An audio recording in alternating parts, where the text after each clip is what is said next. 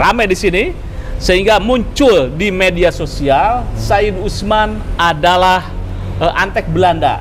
Nah, ini bukan kata saya nih, disclaimer nih. Itu kata beberapa sosmed di situ gitu kan ya. Saya melihat ini sudah menjadi sesuatu yang menyemesta gitu ya. Antek penjajah, antek apalah, antek ini, antek itu, yang menurut saya itu sangat tidak sopan.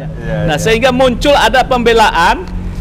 Mungkin ini dari cucunya Said Usman yang mengaku cucu, saya kurang tahu nih apakah cucunya betul atau tidak, tetapi di dalam pidatonya sebagai cucunya Said Usman. Punya kakek dijelek-jelekin. Habib Usman bin Yahya dibilang antek Belanda. Zaman dulu itu Belanda luar biasa loh. Habib Usman punya langkah. Lah memang dalam kitabnya Manhajul Istiqomah membahas untuk tidak ada pemberontakan. Tapi bacanya yang jelas. Jangan cuma pas garis itu aja. Tuh di situ disebutkan.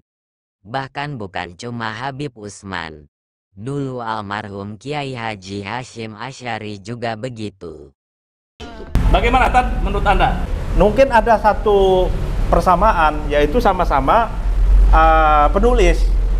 Ya. Said Usman itu penulis, Qadhatus Syekh adalah penulis. Tapi ada dalam tulisan Said Usman itu fatwa-fatwa yang melemahkan dan bahkan menganggap gurur perlawanan para pribumi. Kalau Qadhatus Syekh tidak ada sama sekali itu. Nah, ini apa namanya? Kita tunjukkan biar gagah Pak Yusuf. Nah, ini kumpulan kitab kumpulan kitab karya Qadhatus Syekh yang segede bantal.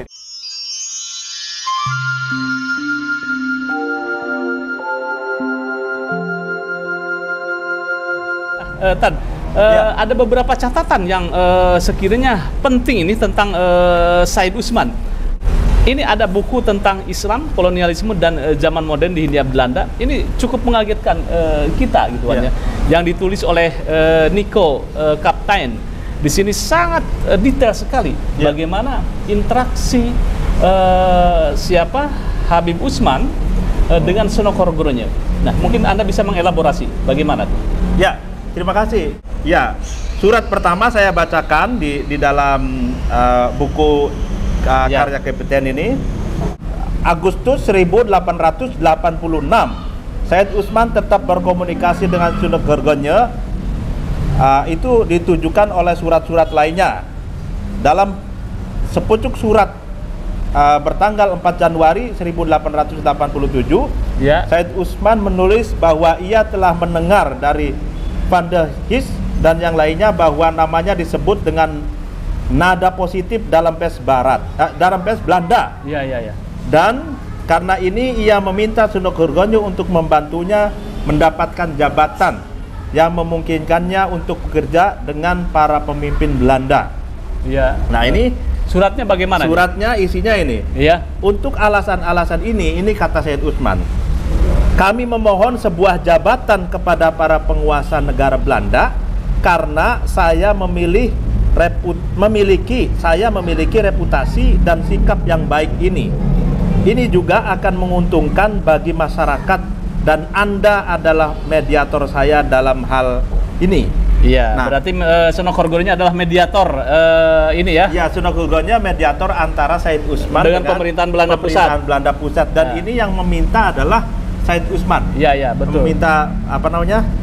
Meminta jabatan. Lalu kemudian pada 8 Juli 1888 Said Usman menulis surat terakhir dalam periode kontak awal dengan Sonokorogoronya. Langsung isinya ya. Nah, ini dengan bantuan ini saya ingin membuat sebuah permohonan kepada pemerintah atau Rais untuk mendapatkan keinginan saya, yakni posisi penasehat atau advisor, mungkin dengan nama Arab mufti. Jadi di surat terakhir 8 Juli 1888 ini ternyata Habib Usman itulah yang memohon meminta jabatan sebagai mufti kepada Hindia Belanda melalui Senok Nurkonya. Oke, berarti sehingga dari situ kemudian diangkatlah menjadi mufti. oke. Ya pemirsa, memang Senok Horgronya itu menjadi mediator terbaik untuk kepentingan Said Usman, kemudian dengan pemerintahan Belanda. Ini dari berbagai buku di sini. Betul. Sehingga akhirnya banyak sekali ini kajian-kajian atau surat yang orisinal di Leiden di Belanda itu antara korespondensi antara Said Usman dengan Senok Horgronya. Ya, dengan Senok Horgronya. Artinya bahwa Said Usman di sini diterangkan juga menjadi setelah tidak hanya menjadi asistennya Senok Horgronya, tetapi menjadi bagian kepegawaian atau menjadi pegawai pemerintahan Belanda urusan masalah Arab. Nah, urusan orang Arab. Ya, Islam dan Arab itu sekitar itu gitu. Ya. Kita bukan memprovokasi atau memberikan tendensi yang tidak, tetapi ini adalah sebuah fakta sejarah. Kedua, bagaimana Tan menurut Anda peran Kiai Haji Hasyim Asy'ari terhadap pemerintahan Belanda? Apakah akomodatif atau melawan atau menyuruh memberikan fatwa kepada masyarakat Indonesia, rakyat Indonesia untuk tidak melawan penjajah? Ya, di dalam fatwa-fatwanya Hadratus Syekh Hasyim Asy'ari, di seluruh referensi yang saya baca, Hadratus Syekh tidak pernah mengeluarkan fatwa agar para pribumi itu tidak melakukan perlawanan terhadap Belanda. Tidak ada. Malah justru sebaliknya, Hadratus Syekh, ya saya baca di antaranya di buku Kiai Haji Hasyim Asy'ari, Riwayat Hidup dan Pengabdiannya oleh Heru Sukadi, ini tahun 85 diterbitkan oleh Pedanka, dikatakan bahwa ketika Hadratus Syekh diberi bintang jasa, kehormatan, penghargaan yang bintang salib singa itu. Salib singa yang terbuat dari perak dan emas oleh pihak Belanda, Hadratus Syekh itu menolaknya dengan tegas. Dan Hadratus Syekh mengatakan ke para santrinya di Tebu Ireng Jombang bahwa langkahnya itu mengikuti dan meneladani langkah Nabi Muhammad SAW. Ketika itu Nabi Muhammad dilobi, dirayu oleh para penguasa jahiliyah, kafir Quraisy, agar Nabi Muhammad itu menghentikan dakwah, menghentikan perjuangan penegakan Islam, syiar Islam. Nanti kalau mau berhenti tidak berdakwah lagi, mereka akan memberi ke Nabi Muhammad 3 pilihan. Yang pertama harta, yang kedua tahta, yang ketiga wanita. Tapi Nabi Muhammad menolak tawaran itu dan tetap memilih berjuang, berdakwah, menyebarkan kebenaran dan menyebarkan agama Islam. Dan inilah teladan Nabi Muhammad ini dijadikan pedoman oleh Hadratus Syekh untuk menolak penghargaan dari pemerintah Belanda. Itu satu, Pak Yusuf. Fatwa Hadratus Syekh yang kedua adalah melarang umat Islam, khususnya umumnya pribumi Nusantara, pribumi Indonesia, untuk memberikan transfusi darah atau donor darah kepada pasukan Belanda ketika mereka berperang dan terluka oleh bambu runcing para pribumi, oleh keris para pribumi dan senjata-senjata manual yang lainnya. Jadi Hadratus Syekh jelas, wahai rakyat Indonesia, saya mengharamkan kalian untuk donor darah kepada pasukan Belanda. Jadi itu tegas, berarti tegas. Ini perlawanan, benar-benar perlawanan yang sangat sengit itu kan? Perlawanan sangat sengit. Itu yang kedua, Pak Yusuf. Yang ketiga, fatwa yang ketiga, Hadratus Syekh itu pernah mengharamkan umat Islam Indonesia untuk tidak berhaji. Nah, kita tahu haji itu hukum asalnya adalah wajib bagi orang yang mampu. Tapi Hadratus Syekh mengharamkan sebab apa? Karena haji itu wajib, tapi Belanda itu mempolitisir haji ini karena fasilitas dikasih Belanda, lalu kemudian kapalnya juga Belanda. Iya. Nah, seandainya umat Islam Indonesia haji dengan kapal Belanda, itu tandanya pengakuan dan afirmasi terhadap kekuasaan dan kolonial Belanda. Mengakui keberadaan pemerintahan Belanda. Ya, kolonialisme ya. Nah, itu namanya itlaqul haq uridu bihal batil. Jadi sesuatu yang benar seakan-akan tapi yang dimaksud terselubung adalah kebatilan.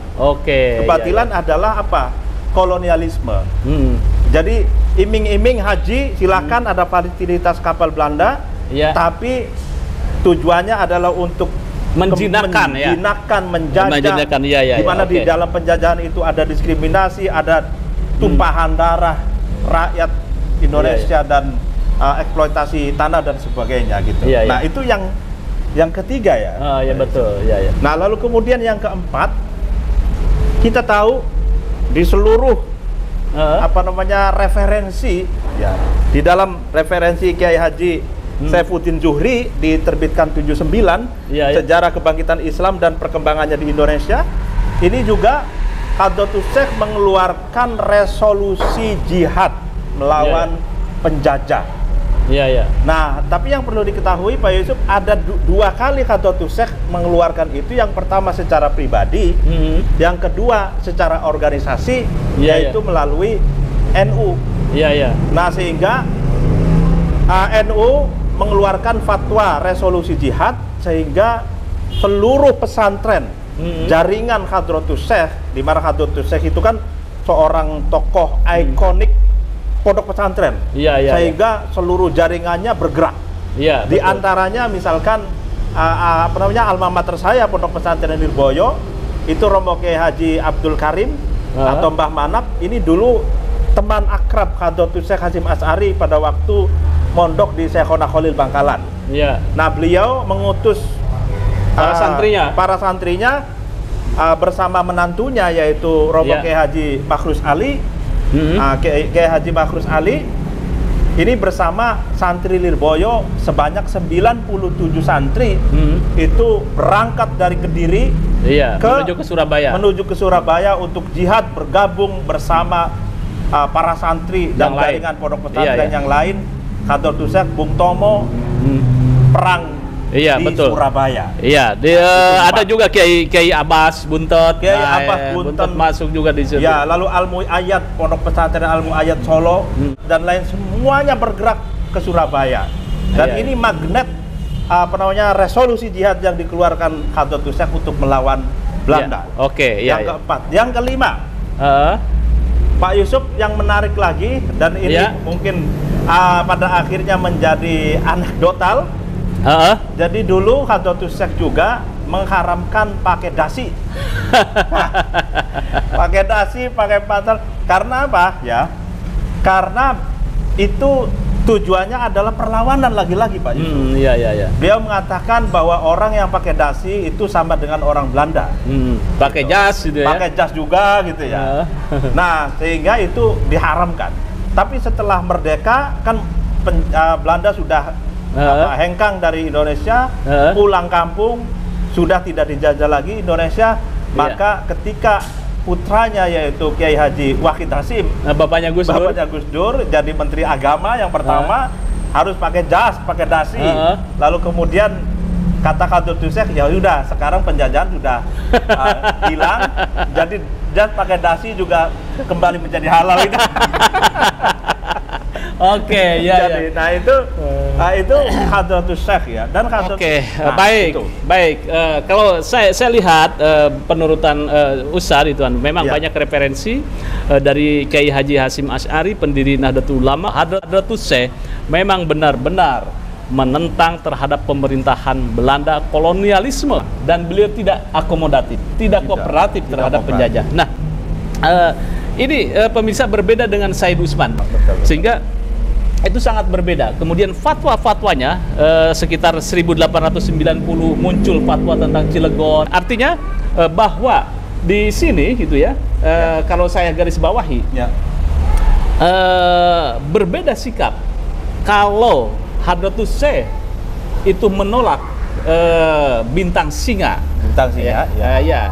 bintang salib singa dari pemerintahan Belanda, kemudian Said Usman kemudian menerimanya. Nah, kemudian yang selanjutnya bahwa kalau saya bisa disimpulkan sebelumnya saya ingin mengatakan bahwa kalau menyamakan ada orang-orang yang menyamakan antara Hadratus Syekh Kiai Haji Hasyim Asy'ari dengan Said Usman, itu menurut ilmu mantek ilmu mantek itu ilmu logika dasar, itu qiyas ma'al farik.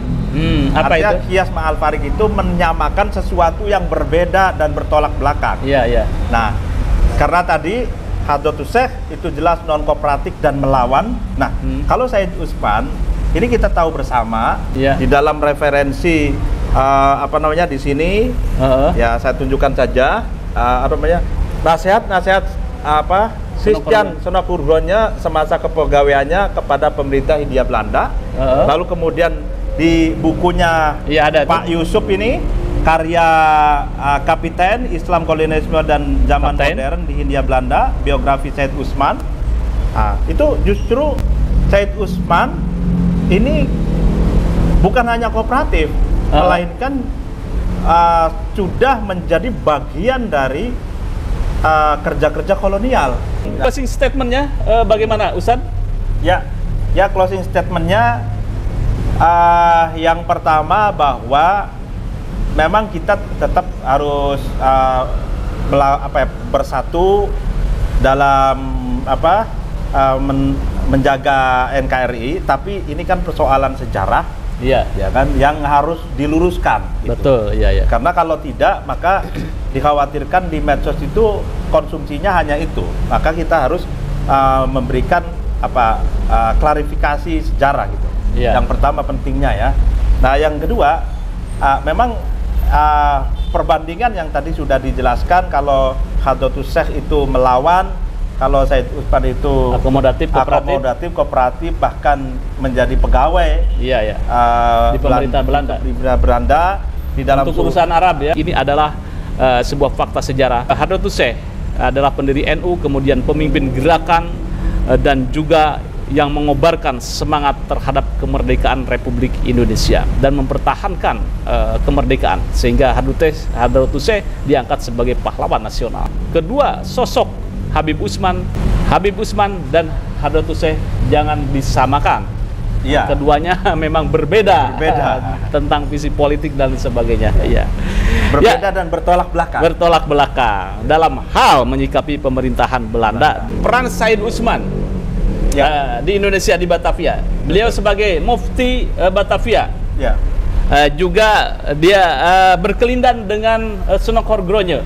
Statement yang kontroversial Said Usman tentang perang Cilegon, yang mengatakan bahwa perlawanan itu adalah gurur, atau perlawanan itu tidak sah sebagai perang suci, yang diinisiasi oleh para kaum Toriko. Banyak sekali setiap hari sampah caci maki, kebencian, dan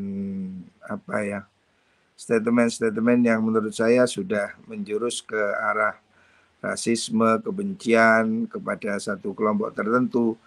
Dan saya melihat ini sudah menjadi sesuatu yang menyemesta gitu ya, digeneralisir. Jadi semua orang Habib itu dikarungi sebagai orang yang jahat, antek penjajah, antek apalah, antek ini, antek itu, yang menurut saya itu sangat tidak sopan ya.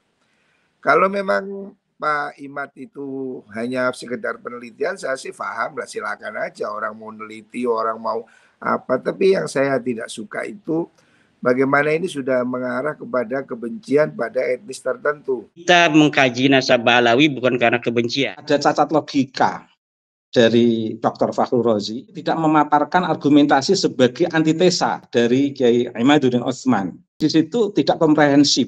Mengapa?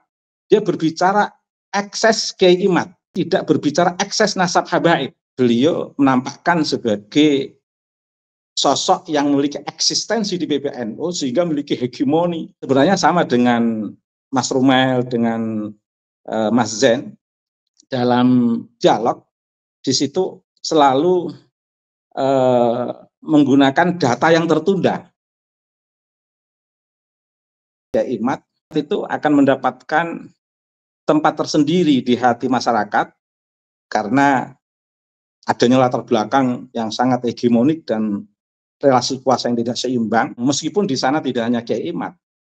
Dan langkah-langkah Kiai Imad saya apresiasi karena beliau menggunakan jalur akademik yang sebenarnya banyak pandangan-pandangan non-akademik yang sebenarnya lebih ekstrim menurut saya.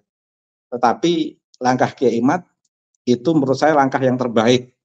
Karena saya sendiri mau melibatkan diri dalam diskursus ini, itu tidak berani. Tapi setelah ada riset Kiai Imad, ada pintu masuk untuk ikut terlibat dalam diskursus ini.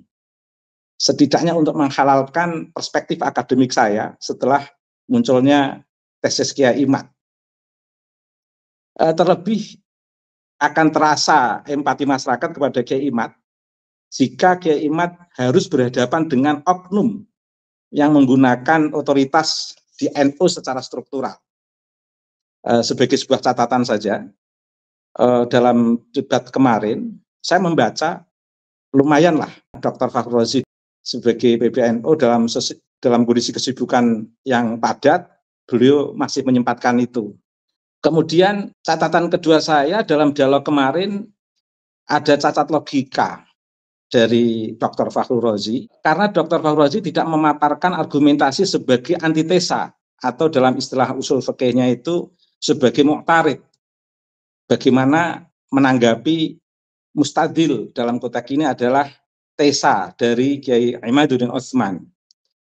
Sehingga absen natijah, absen sintesis hasil diskusi kemarin, sehingga Kiai Imad berdiri sendiri sebagai sebuah tesis yang masih kuat dan kokoh tanpa antitesa yang nampak di sana. Kemudian ada catatan berikutnya yaitu kemunculan Kiai Imad dan Dr. Fakhrul Razi di Padasuka TV sebenarnya merupakan kesempatan korespondensi yang bagus untuk melahirkan ilmu pengetahuan atau sejarah baru tentang zuriyah Nabi.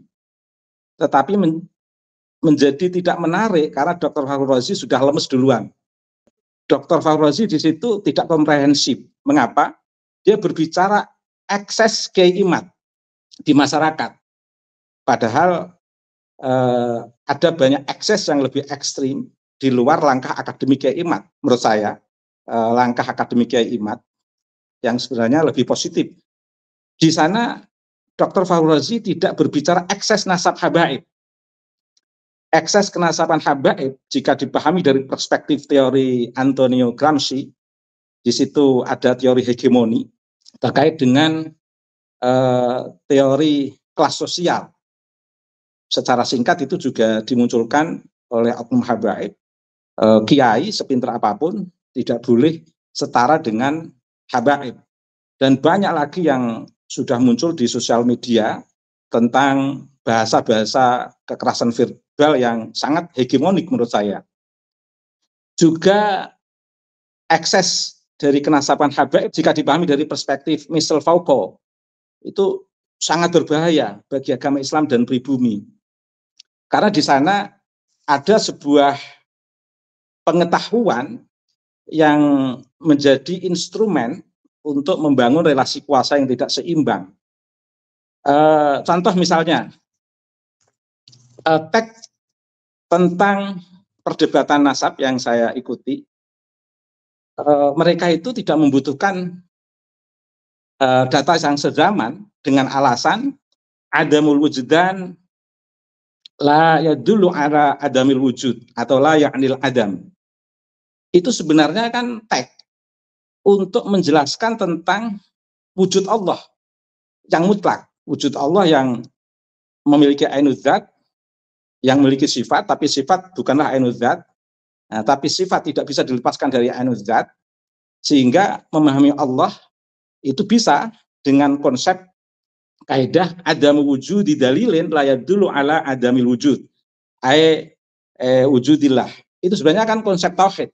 Bagaimana memahami Allah dari perspektif keyakinan tanpa data bisa memasukkan keyakinan seseorang untuk menerima wujud Allah secara mutlak. Tapi teks ini digunakan sebagai kaidah untuk menyelamatkan nasab habaib, yang seolah-olah untuk mempertahankan nasab habaib itu tidak perlu data sezaman dengan dasar adamul wujud dan la ya'nil adam. Nah, jadi mendistorsi kaidah untuk perspektif penguatan ketauhidan seseorang digunakan untuk dalil kaidah penguatan kenasaban. Padahal kita tahu namanya sebuah riset, ada data pun masih perlu diverifikasi, apalagi tidak ada data. Nah, dan ini menjadi halal dalam fikih peradaban, dalam pendekatan fikih manhaji. Kemudian dalam dialog pendekatan yang digunakan oleh Dr. Fakhrul Razi, itu yang saya pahami sangat otoritatif. Misalnya dengan istilah pecat. Yang terpaksa saya katakan, rekomendasi rapat di BBN itu ingin Anda diberhentikan. Saya siap. Mohon maaf, ini terpaksa saya ngomong. Makanya saya akan bilang. Saya tetap akan jadi NU walaupun tanpa ada jabatan. Meski beliau tidak secara terang-terangan mengatasnamakan PBNU, tapi beliau menampakkan sebagai sosok yang memiliki eksistensi di PBNU sehingga memiliki hegemoni di hadapan Kiai Haji Imaduddin Utsman. Harusnya Dr. Fakhrul Razi berbicara secara empiris, historis, terkait dengan historis secara all historis atau new historis. Kalau all historis itu kan memahami sejarah hanya dari perspektif ketokohan seseorang. Kalau new historis itu selain memahami ketokohan seseorang, ada perspektif-perspektif karya pemikiran seseorang. Baik all history dan new history ini sudah digunakan oleh Kiai Haji Imaduddin Utsman dari hasil risetnya, baik memahami dari segi ketokohannya dan dari karya-karya ketokohannya sebagai sebuah data sezaman. Jadi sudah komplit kajian historis Kiai Imaduddin dalam konteks kajian nasab, baik dari perspektif old history maupun dari perspektif new history. Sebagai penutup, Dr. Fakhrul Razi sebenarnya sama dengan Mas Rumail, dengan Mas Zen, dalam dialog, di situ selalu menggunakan data yang tertunda. Kalau Mas Rumail kan merasa punya data, tapi belum waktunya untuk disampaikan, karena harus ada izin dan lain sebagainya. Dan Mas Zen juga dalam konteks dialog selalu menggunakan konteks yang kesimpulannya tidak perlu data sezaman dengan kaidah yang sangat knowledge is power itu tadi, menggunakan sistem relasi kuasa yang tidak seimbang melalui ilmu pengetahuan, yaitu dengan kaidah adamul wujdan layad dulu ala adamil wujud. Itu sebenarnya arahnya teks untuk kehendak kuasa sebenarnya. Terakhir, seharusnya dalam dialog kenasaban ini, siapapun, tidak hanya beberapa narasumber yang sudah diundang di Pada Suka, tapi juga Robitoh, memahami diskursus Kiai Imad itu dari sisi esensi temuan, bukan dari ekses negatif. Karena dalam posisi apapun di situ ada banyak positifnya. Di antaranya adalah menghidupkan hasanah ilmu pengetahuan.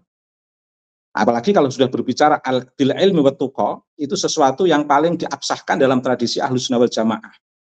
Kenasaban itu yang terakhir.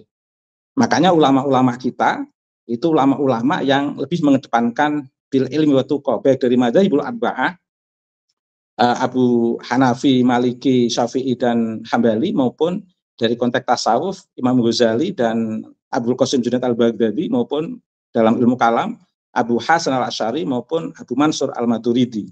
yang kesemuanya itu betul-betul mengedepankan pendekatan akademik, pendekatan ilmiah.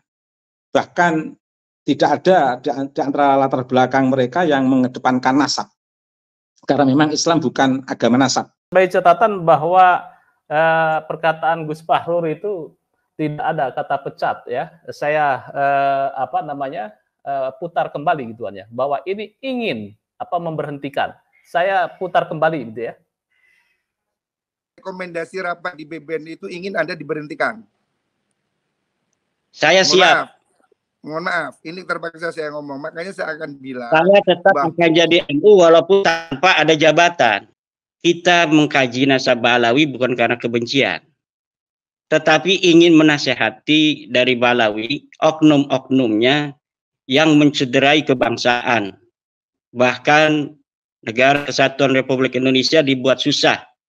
2016, 2019 oleh narasi-narasi anti pemerintah yang dikembangkan oleh oknum-oknum Balawi. Kita ingin menasehati, kalaulah mereka berbuat demikian karena nasab mereka itu putus, nasab mereka itu batil, nasab mereka itu maudhu. Kita berbangsa bertanah air di Indonesia ini bersama-sama. Mari kita bangun Negara Kesatuan Republik Indonesia ini. Tidak boleh ada lagi satu suku lebih merasa lebih tinggi atau lebih mulia dari suku lainnya. Ya, terima kasih pemirsa. Jangan lupa like, share, subscribe pada Suha TV. Wassalamualaikum warahmatullahi wabarakatuh.